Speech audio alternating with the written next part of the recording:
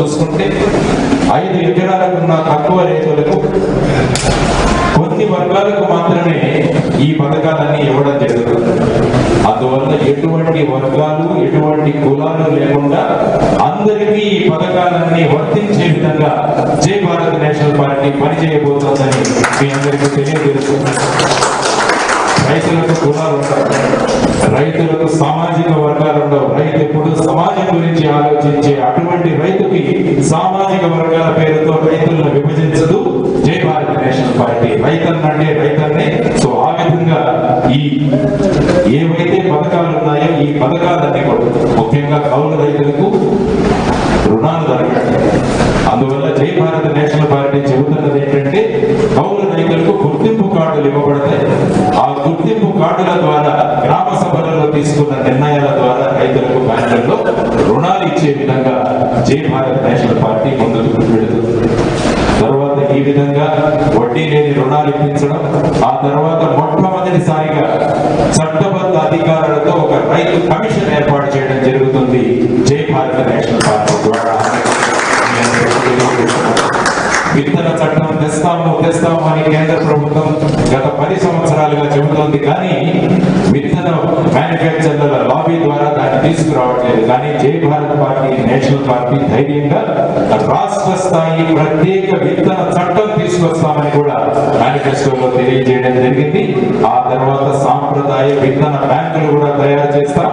తర్వాత ప్రకృతి వైపరీత్యాలు వచ్చినప్పుడు రైతులు చాలా నష్టపోతున్నారు. వారికి ఎన్నో నెలలు పడుతుంది ఈ కాంపెన్సేషన్ ఇవ్వడానికి. అందువల్ల జై భారత్ నేషనల్ పార్టీ చెప్పినది ఏంటంటే రైతులకు ఎకరానికి 15,000 రూపాయలు 15 రోజుల్లో చెల్లిస్తుందని జై భారత్ నేషనల్ పార్టీ తెలియజేస్తుంది. వీటితో అనేక అంశాలు ఉన్నాయి. వీటిలో ప్రధానమైన అంశాలను నేను తెలియజేశాను. ఎందుకంటే రైతన్నలకు ప్రాధాన్యం ఇచ్చే పార్టీ జై భారత్ నేషనల్ పార్టీ. ఆ తర్వాత ముఖ్యంగా నేను తెలియజేయడం ఏంటంటే ఉపాధి చుట్టూ జై భారత్ నేషనల్ పార్టీ జరుగుతుంది. ఉపాధి ఎంతో మంది విద్యార్థులు చదువుకుంటున్నారు కానీ ఉద్యోగాలు లేక వెళ్ళదు. అందువల్ల ఉపాధి కల్పించడం, ఉపాధి చుట్టే అభివృద్ధి జరగడం అనేది జై భారత్ నేషనల్ పార్టీ యొక్క ప్రధాన ఉద్దేశం. అందువల్ల మీరు చూస్తే ప్రతి కుటుంబానికి ఉపాధి అని రాశాం. ప్రతి కుటుంబానికి ఉపాధి, ప్రతి పంచాయతీకి 10 చిన్న మధ్య తరహా పరిశ్రమలు ఏర్పాటు చేయడం, ప్రతి నియోజకవర్గానికి ఒక భారీ పరిశ్రమ ఏర్పాటు చేయడం. ఇది జై భారత్ నేషనల్ పార్టీ ఉపాధి సందర్భంగా తీసుకుంటున్న ప్రధానమైన నిర్ణయాల్లో తెలియజేస్తున్నారు. ఇంతవరకు ఏం జరిగేదంటే ఎవరైనా పెద్ద నాయకుడు తలుచుకుంటే వాళ్ళ ప్రాంతాల్లో ఫ్యాక్టరీలు వచ్చాయి. కానీ జై భారత్ నేషనల్ పార్టీ మొత్తం ఆంధ్రప్రదేశ్ చక్కగా ముందుకు వెళ్ళాలి అని కోరుకుంటుంది. కాబట్టి ప్రతి పంచాయతీలోనూ పరిశ్రమల గురించి ఆలోచించింది, ప్రతి నియోజకవర్గం గురించి ఆలోచించింది, ప్రతి కుటుంబానికి ఉపాధి ఇచ్చే విధంగా జై భారత్ నేషనల్ పార్టీ ముందుకు వెళ్తుంది. గ్రామాలలో అయితే గ్రామీణ ఉపాధి హామీ పథకం ఉంది కానీ పట్టణాల్లో లేదు. అందువల్ల మొట్టమొదటిసారిగా పట్టణ ఉపాధి హామీ పథకం కూడా అమలు చేస్తామని ధైర్యంగా జై భారత్ నేషనల్ పార్టీ తెలియజేస్తుంది. సంవత్సరంలో 100 రోజుల ఉపాధి పట్టణ ప్రాంతాల్లో ఇస్తామని తెలియజేస్తున్నారు. ఆ తరువాత జాబ్ నోటిఫికేషన్ ఇస్తాము, జాబ్ క్యాలెండర్లు 1 జనవరి రిలీజ్ చేస్తామని చాలా మంది చెప్పారు. కానీ ఎక్కడ జాబ్ క్యాలెండర్లు లేవు, జాబులు లేవు. అంతకుముందు ఎవరో వస్తే జాబులు వస్తాయని చెప్పిన వాళ్ళు కూడా ఉన్నారు. కానీ జై భారత్ నేషనల్ పార్టీ ప్రజలను మోసం చేయదు. జై భారత్ నేషనల్ పార్టీ షెడ్యూల్ ఇచ్చింది. ఏం షెడ్యూల్ ఇది? ప్రతి సంవత్సరం జాబ్ నోటిఫికేషన్లు ఎలా ఇష్యూ చేస్తారంటే జనవరి 24 రిపబ్లిక్ డే సందర్భంగా గ్రూప్ 1 నోటిఫికేషన్ ఇష్యూ చేస్తుంది జై భారత్ నేషనల్ పార్టీ. స్వాతంత్ర దినోత్సవ సందర్భంగా గ్రూప్ 2 నోటిఫికేషన్ ఇష్యూ చేస్తుంది. సెప్టెంబర్ 5 ఉపాధ్యాయ దినోత్సవ సందర్భంగా డిఎస్సి నోటిఫికేషన్ జై భారత్ నేషనల్ పార్టీ ఇష్యూ చేస్తుంది. అక్టోబర్ 21 సర్దార్ పటేల్ గారి జన్మదినం సందర్భంగా ఎస్ఐ కానిస్టేబుల్ నోటిఫికేషన్ ను జై భారత్ పార్టీ రిలీజ్ చేస్తుందని చెబుతున్నారు. నిజాయితీ మా వెనుక ఉంది కాబట్టి ఇది చెప్పినంతా కూడా ఖచ్చితంగా హామీ నెరవేరుస్తామని ఈ సందర్భంగా దాన్ని మేనిఫెస్టోలోనే పెట్టడం జరిగిందని మీ అందరికీ తెలియజేస్తున్నాను. అంటే జనవరి 26న రిలీజ్ చేసిన నోటిఫికేషన్ 6 నెలలలో పూర్ణ ప్రక్రియ అయిపోతుంది. వాళ్ళు గ్రూప్ 2 కూడా అప్లై చేసుకోవచ్చు. సో ఆ విధంగా ఎవరికి కూడా అవకాశాలు పోకుండా ప్రతి ఒక్కరికి కూడా ఈ నోటిఫికేషన్లకు అప్లై చేసుకోవడానికి ఈ విధమైన అవకాశం కల్పిస్తుంది జై భారత్ నేషనల్ పార్టీ. ఆ తర్వాత మద్యంతో తూలిపోతుంది ఆంధ్రప్రదేశ్.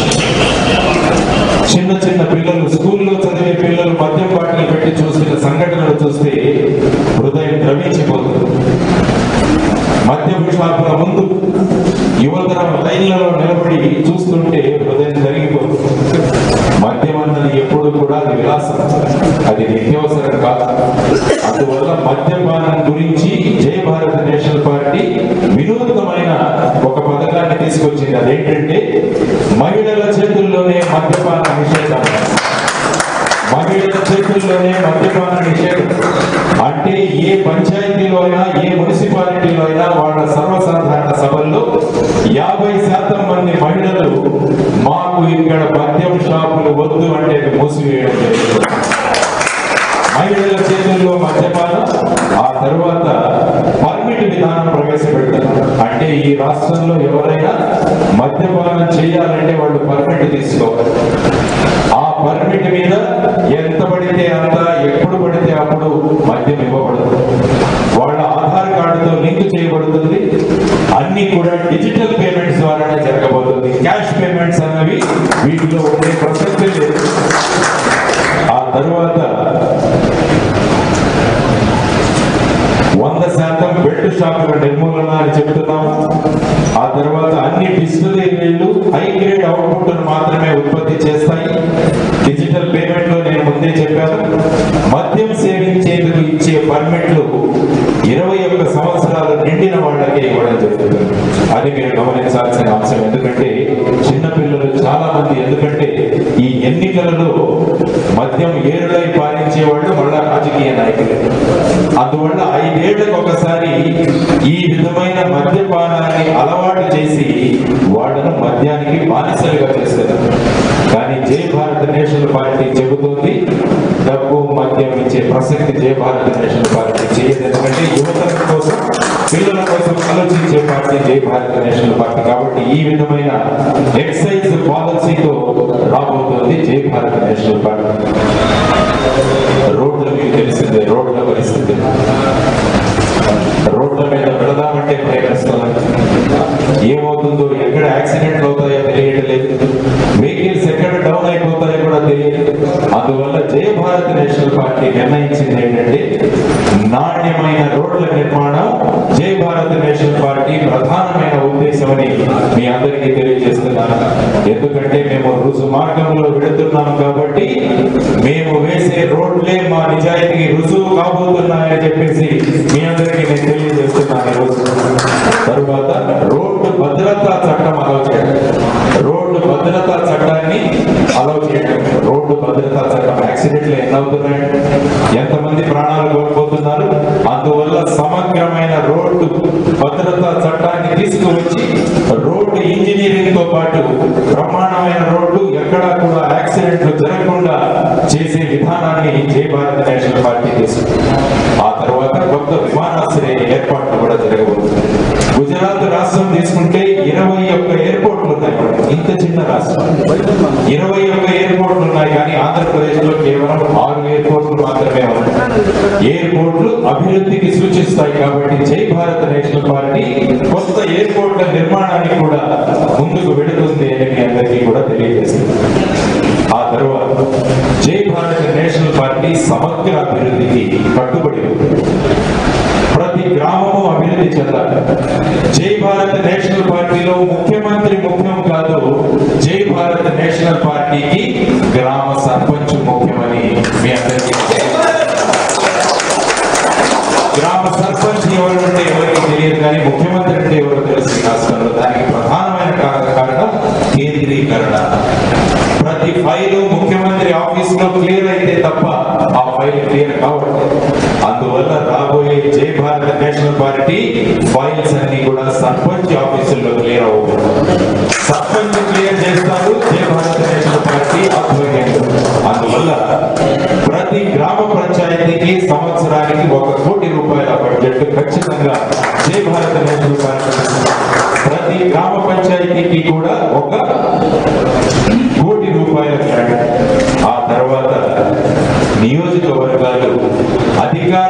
సభ్యులైతే తప్ప వాళ్ళకు గ్రాంట్లు మంజూరు చేయట్లేదు. కానీ జై భారత్ నేషనల్ పార్టీ సంకల్పిస్తున్నది ఏంటంటే ప్రతి సంవత్సరం ప్రతి నియోజకవర్గానికి 100 కోట్ల రూపాయలు కేటాయించాలి. ప్రతి నియోజకవర్గానికి, ఆ నియోజకవర్గంలో ఎవరైనా ఎన్నుకునేటి వారు కానీ ఆ నియోజకవర్గానికి 100 కోట్ల రూపాయలు ప్రతి సంవత్సరం. అంటే 5 సంవత్సరాల కాలంలో ప్రతి నియోజకవర్గం 500 కోట్ల గ్రాంట్ ఇవ్వబడుతుంది. ఆ నియోజకవర్గానికి ఏమి కావాలో అన్నది ఆ నియోజకవర్గ ప్రజలే నిర్ణయిస్తారు. వాళ్ళకు రోడ్డు కావాలా, బిల్డింగ్ కావాలా, హాస్పిటల్ కావాలా, ఏం కావాలి అన్నది ఆ నియోజకవర్గ ప్రజల కమిటీ నిర్ణయిస్తుంది, ఎమ్మెల్యే నిర్ణయిస్తుంది.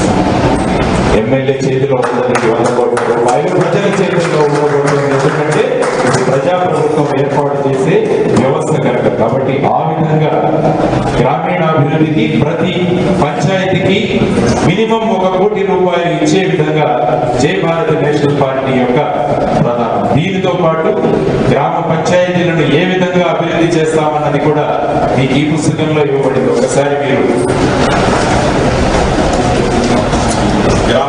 గ్రామీణాభివృద్ధి 1, 2, 3, 4వ పేజీలో ఇంతకుముందు చెప్పినట్టు ప్రతి గ్రామ పంచాయతీలో 10 ఎకో ఫ్రెండ్లీ పరిశ్రమల ఏర్పాటు, ఆయా జిల్లాల్లో పండే పంటలకు సంబంధించిన వ్యవసాయ అనుబంధ పరిశ్రమల స్థాపన, మౌలిక వసతుల కల్పనకు ప్రతి గ్రామ పంచాయతీకి ఏడాదికి 1 కోటి రూపాయల గ్రాంట్, ఏకగ్రీవ ఎన్నికతో వివాదాలు లేని ప్రతి గ్రామ పంచాయతీకి 25 లక్షల ప్రోత్సాహం, ప్రతి మండలం నుంచి మోడల్ విలేజ్ కు 1 కోటి రూపాయల ప్రోత్సాహం. ఇది కూడా ఇవ్వబడుతుంది. మోడల్ విలేజెస్ అన్నవి చాలా ముఖ్యం. అందువల్ల ప్రతి మండలం నుంచి ఒక గ్రామ పంచాయతీ అది మోడల్ విలేజ్ అవ్వగలిగితే వారికి కూడా ప్రత్యేకంగా 1 కోటి రూపాయలు. ఇవన్నీ కూడా మీరు ఒక్కసారి చూస్తే కేరళలో కూడా ఇన్ని లేవు, కానీ దానికన్నా ఎక్కువగా జై భారత్ నేషనల్ పార్టీ మన మేనిఫెస్టోలో ఉంచడం జరిగింది. తర్వాత ప్రతి గ్రామానికి బస్సు సౌకర్యం, గ్రామాల్లో ఫంక్షన్ హాళ్ల నిర్మాణానికి గ్రామ పంచాయతీకి 50 లక్షల వరకు మ్యాచింగ్ గ్రాంట్ ఇవ్వబడుతుంది. సబ్సిడీపై ప్రతి ఇంటికి సోలార్ ప్యానెల్స్ ఇవ్వబడుతుంది. ఎందుకంటే ఉచిత విద్యుత్ 200 యూనిట్లు తగ్గిస్తామని చాలా మంది చెబుతున్నారు, కానీ జై భారత్ నేషనల్ పార్టీ సౌర విద్యుత్ ద్వారా 5 సంవత్సరాలలో విద్యుత్తుకు బిల్లు కట్టాల్సిన అవసరం లేకుండా సౌర విద్యుత్ ద్వారా ఇక మీకు ఎలక్ట్రిసిటీ బిల్లే ఉండదన్న విధంగా జై భారత్ నేషనల్ పార్టీ తీసుకురాబోతుందన్నది మీ అందరికీ తెలియజేసుకుంటున్నాం. ఆ తర్వాత వైద్యానికి వద్దాం, ఆరోగ్యానికి వద్దాం. ఎందుకంటే ఆరోగ్యం తర్వాత విద్యకు వస్తుంది. జై భారత్ నేషనల్ పార్టీ ప్రతి నియోజకవర్గానికి ఒక నిమ్స్ స్థాయి హాస్పిటల్ నిర్మించబోతోంది. జై భారత్ నేషనల్ పార్టీ ప్రతి నియోజకవర్గానికి నిమ్స్ స్థాయి హాస్పిటల్, ప్రతి జిల్లాకి ఎయిమ్స్ స్థాయి హాస్పిటల్ నిర్మించడమే జై భారత్ నేషనల్ పార్టీ యొక్క ప్రధానమైన ఉద్దేశమని మా మేనిఫెస్టోలో ధైర్యంగా మేము తెలియజేసాం. ఖచ్చితంగా. ఆ తరువాత ప్రతి మండలంలో ప్రభుత్వ మెడికల్ స్టోర్ రాబోతుంది. ఎందుకంటే ప్రజలు సంపాదించిన దాంట్లో సగం మెడిసిన్స్ కొనుక్కోవడానికే అవుతారు. అందువల్ల జై భారత్ నేషనల్ పార్టీ ప్రతి మండలంలో ఒక ప్రభుత్వ మెడికల్ మార్ట్ ఏర్పాటు చేయబోతుంది. దానిలో రేట్లు ఎంత తక్కువగా ఉంటాయంటే మీరు ఖర్చు చేసిన ఖర్చు చాలా తగ్గిపోతుంది. దానితో మిగతా ప్రైవేట్ షాపుల్లో కూడా ఆటోమేటిక్ గా రేట్లు తగ్గించాల్సిన అవసరం వాళ్ళ మీద ఉంటుంది. ఆ విధంగా ఆరోగ్య దిశగా మేము ముందుకు వెళ్ళబోతున్నాం. తర్వాత నాణ్యమైన తాగునీరు ఎప్పుడైతే నాణ్యంగా ఉండదో మనకు అనేక విషయాలు, అనేక రోగాలు సంక్రమిస్తాయి. దానికోసం జై భారత్ నేషనల్ పార్టీ నాణ్యమైన తాగునీరు అందించేందుకు ప్రతి ఇంటికి ఒక వాటర్ ప్యూరిఫైయర్ ఇచ్చే విధానాన్ని కూడా మేము మొదలు పెడుతున్నాం. ఎందుకంటే మంచినీళ్లు అందించగలిగితే మన ఆరోగ్య ఖర్చులు తగ్గిపోతాయి. అది కూడా మీరు ఆలోచించాలి. ఆ తరువాత ముఖ్యంగా ఒక బీమా పథకాన్ని అందరికీ తీసుకురావాలి. ఎందుకంటే వైట్ కార్డ్ హోల్డర్ కి ఇప్పుడు ఆరోగ్యశ్రీ ఉంది, కానీ నాన్ వైట్ కార్డ్ హోల్డర్స్ కి ఏమవుతుంది?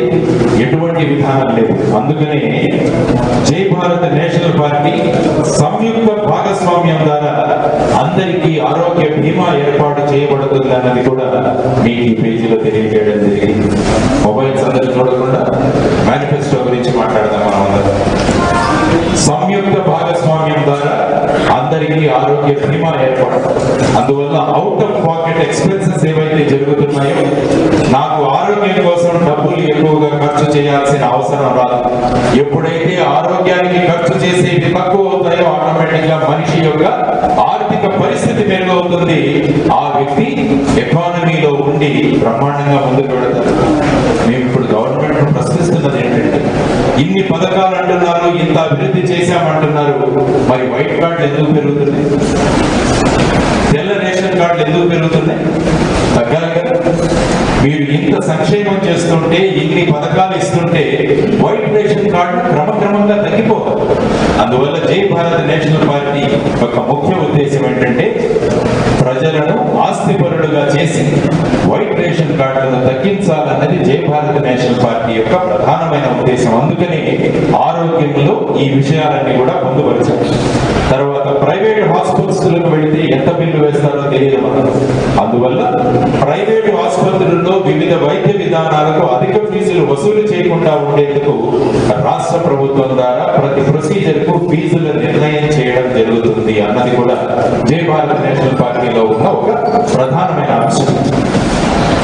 ఆ తర్వాత ప్రకృతి వైద్యం, యోగా, ధ్యానం మరియు మానసిక ఆరోగ్యానికి ప్రోత్సహించడానికి జిల్లాల కేంద్రాల్లో సంపూర్ణ వైద్య కేంద్రాలను అభివృద్ధి చేస్తాం. ఇది మిగతా విషయాలు మీకు ఆరోగ్యం అన్న దీంట్లో మీకు దొరుకుతుంది. ఆ తర్వాత అతి ముఖ్యమైన విషయం విద్య. ఎందుకంటే విద్యకు ఇచ్చే ప్రాముఖ్యం ఖచ్చితంగా మనం ఇవ్వాలి. ఆ విధంగా మనం తీసుకురావడానికి విద్యకు ఏ విధంగా జై భారత్ నేషనల్ పార్టీ ముందుకు తీసుకువెళ్ళబోతుంది అన్నది కూడా ఈ మేనిఫెస్టోలో మీకు విశదీకరించడం జరిగింది. దానిలో ప్రధానంగా నేను చెప్పాల్సిన విషయం ఏంటంటే,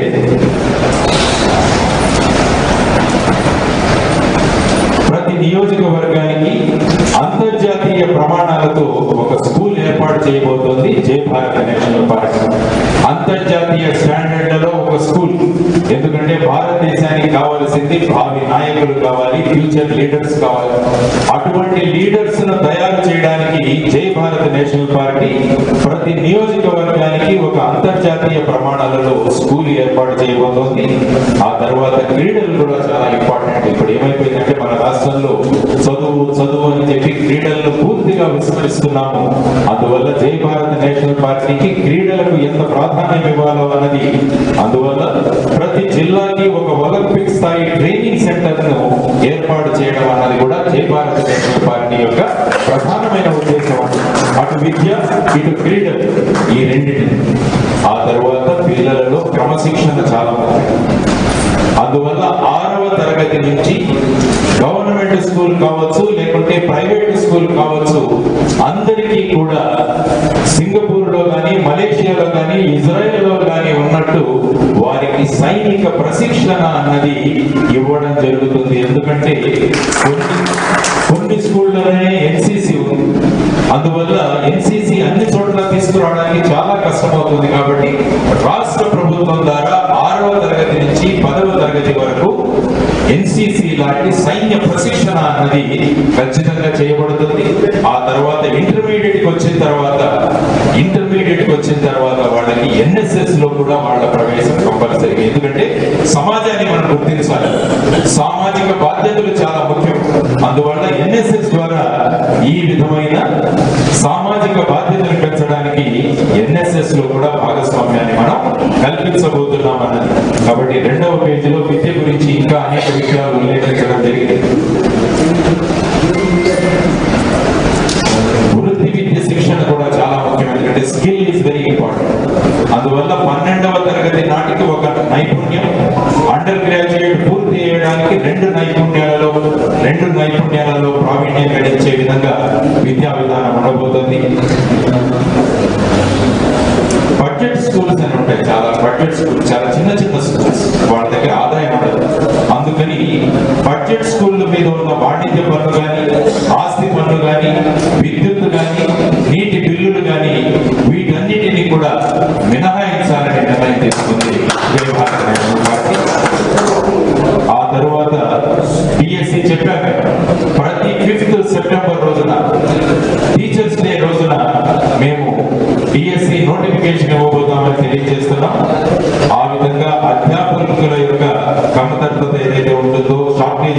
అది కూడా మేము నిర్ణయించబోతున్నాం. వీటితో పాటు మరి విద్యార్థులను ఎలా తయారు చేయాలి, యువతరాన్ని ఎలా తయారు చేయాలి అంటే మీరు ఒకసారి చూసుకుంటే లైబ్రరీలు, నాలెడ్జ్ సెంటర్లు ఏర్పాటు చేయడానికి ఒక పథకం పెట్టారు. మెయిన్ దీంట్లో తీసుకుంటే మెయిన్ దీంట్లో 2వ పేజీలో ప్రతి మండలానికి 2 కోట్లతో library, knowledge hub, spoken English, aptitude, computer course వీటన్నిటినీ కలిపి డాక్టర్ కలాం నాలెడ్జ్ హబ్ అన్నది ప్రతి మండలంలో కూడా జై భారత్ నేషనల్ పార్టీ తీసుకురాబోతుంది అని మీకు తెలియజేస్తున్నాను. ఆ తర్వాత ప్రతి జిల్లాకి ఒక పోటీ పరీక్షల కేంద్రం, స్కిల్ డెవలప్మెంట్ సెంటర్ కూడా ఏర్పాటు చేస్తాం. ఎందుకంటే స్కూల్స్ నుంచి, కాలేజీల నుంచి వచ్చిన విద్యార్థులు రేపు ఉద్యోగాలకు అర్హత సాధించాలి. కేవలం ఉద్యోగాలకు మాత్రమే కాదు, వాళ్ళు ఉద్యోజకులు కూడా కావాలి. వాళ్లే ఉద్యోగాలు ఇచ్చే స్థాయికి జై భారత్ నేషనల్ పార్టీ వాళ్ళను తీసుకువెళ్తుందని తెలియజేస్తారు. ఆ తర్వాత ముఖ్యంగా మహిళా సాధికారత గురించి మాట్లాడారు. ఎందుకంటే విద్య గురించి మాట్లాడాం, వైద్యం గురించి, ఆరోగ్యం గురించి మాట్లాడాం, రైతన్నల గురించి మాట్లాడాం, గ్రామాభివృద్ధి గురించి మాట్లాడాం, మహిళా సాధికారత గురించి కూడా మాట్లాడాం. ఎందుకంటే జై భారత్ నేషనల్ పార్టీలో అత్యధికంగా మహిళా సభ్యులు ఉన్నారని ఈరోజు గర్వంగా నేను తెలియజేస్తున్నాను. ఈ పార్టీని ప్రజల్లోకి తీసుకువెళ్లేది కూడా మహిళలే అని చెబుతున్నాను. అందువల్ల మహిళా సాధికారతకు ప్రజలు ఏమేమి కోరారు అంటే మహిళా స్వయం సహాయక సంఘాలకు జీవనోపాధి పెంపొందించడానికి, స్వయం ఉపాధి మార్గాల ఏర్పాటుకు వడ్డీ లేని రుణాలు ఇవ్వడం, మహిళా ఔత్సాహిక పారిశ్రామికవేత్తలకు నైపుణ్యం, సాంకేతిక పెట్టుబడి కల్పించేందుకు రాష్ట్ర స్థాయి స్వయం సహాయక సంఘాల కార్పొరేషన్ ఏర్పాటు. మేము కులాల కార్పొరేషన్ గురించి మాట్లాడట్లేదు కానీ మహిళల కార్పొరేషన్ గురించి మాట్లాడుతున్నాం. డ్వాక్రా మహిళలు కానీ, పారిశ్రామిక మహిళలు కానీ వీరందరి కోసం కార్పొరేషన్. ఆ తరువాత డ్వాక్రా మహిళల గురించి ఉల్లేఖించడం జరిగింది. పని చేసే మహిళలకు సబ్సిడీపై ఎలక్ట్రిక్ బైకులు ఇచ్చే పథకాన్ని కూడా జై భారత్ నేషనల్ పార్టీ ముందుకు తీసుకువెళ్తుంది. పనిచేసే ప్రాంతాలకు వాళ్ళు వెళ్ళాలి కాబట్టి పనిచేసే మహిళలకు బస్ స్టాండ్లు, రైల్వే స్టేషన్ల సమీపంలో హాస్టల్ వసతి సౌకర్యాలు కూడా జై భారత్ నేషనల్ పార్టీ. అంటే మహిళలు ఎక్కడ ఉండాలో తెలియడం లేదు, వాళ్ళ భద్రత లేదని చెప్పి చాలా మంది ఉద్యోగాలు మానేస్తున్నారు. కాబట్టి జై భారత్ నేషనల్ పార్టీ ప్రస్తుతం ఏవైతే బస్ స్టాండ్లు ఉన్నాయో ఆ స్థలంలో అక్కడ ఇటువంటి ప్రజలకు ఉపయోగపడే అనేకమైన కన్స్ట్రక్షన్స్ అన్నవి చేయబోతుంది. అందులో ప్రధానంగా మహిళల కోసం హాస్టల్స్ ఏర్పాటు కూడా జరగబోతోంది. ఆ తర్వాత ఇంకొక ముఖ్యమైన విషయం, అమ్మాయి పుట్టగానే జై భారత్ నేషనల్ పార్టీ ఆలోచించింది ఏంటంటే ఆ అమ్మాయి పేరున టేకు చెట్లు లేక రెడ్ శాండర్స్ ఎర్ర చందనం చెట్లు ఆ అమ్మాయి పేరున నాటించడం జరుగుతుంది. ఆ అమ్మాయి పెరిగి పెద్దగైన తర్వాత ఆ అమ్మాయికి ఆస్తే ఈ చెట్లుగా మారబోతున్నారు. ఇది జై భారత్ నేషనల్ పార్టీ యొక్క నవీన సంకల్పం. ఇది మా ప్రజలు ఇచ్చారు. వాళ్ళు ఏం చెప్పారంటే రాజస్థాన్ లో ఒక గ్రామంలో అమ్మాయి పుట్టగానే ఆ అమ్మాయి పేరులో 11 చెట్లు నాటుతారు. ఆ అమ్మాయి యుక్త వయసు రాగానే ఆ అమ్మాయికి ఆస్తిగా ఈ చెట్లు మారారు. అదే పథకాన్ని ప్రజలు చదివి మాకు అందించినది. దానితో జై భారత్ నేషనల్ పార్టీ అమ్మాయి పుట్టగానే ఆ అమ్మాయి పేరున టేకు చెట్లు లేకుంటే ఎర్ర చందనం చెట్లు వేసి అవి ఆ అమ్మాయికి ఆస్తిగా, వాటిని అమ్మి ఆ ఆస్తిలో ఆ అమ్మాయికి భాగస్వామ్యం కల్పించే విధంగా జై భారత్ నేషనల్ పార్టీ వెళ్ళబోతుందని ముఖ్యంగా మీ అందరికీ తెలియజేస్తున్నాం. ఎందుకంటే మహిళా సాధికారత చాలా ముఖ్యం జై భారత్ నేషనల్ పార్టీ. తర్వాత వితంతు పునర్వివాహాలను కూడా జై భారత్ నేషనల్ పార్టీ ప్రోత్సహిస్తుంది. సో ఈ విధంగా మహిళలకు మద్యపానం వద్దు అంటే వద్దు. అక్కడి నుంచి చూసుకుంటే ఎక్కడి వరకు మహిళల కోసం కొత్త విధానాలు తీసుకొచ్చామో చూడవచ్చు. ఆ తర్వాత ఇంటిలో ఎవరైనా సంపాదించే వ్యక్తి పోగానే ఆ కుటుంబం వీధిన పడుతుంది. ఇది ఆలోచించి జై భారత్ నేషనల్ పార్టీ ప్రతి ఒక్కరికి 10 లక్షల జీవిత బీమా పథకాన్ని జై భారత్ నేషనల్ పార్టీ మొదలు పెడుతుంది. ప్రతి ఒక్కరికి 5 కోట్ల మందికి 10 లక్షల బీమా సౌకర్యం కలిగించబోతుంది జై భారత్ నేషనల్ పార్టీ. ఇది మనం ముఖ్యంగా గమనించాల్సిన విషయం.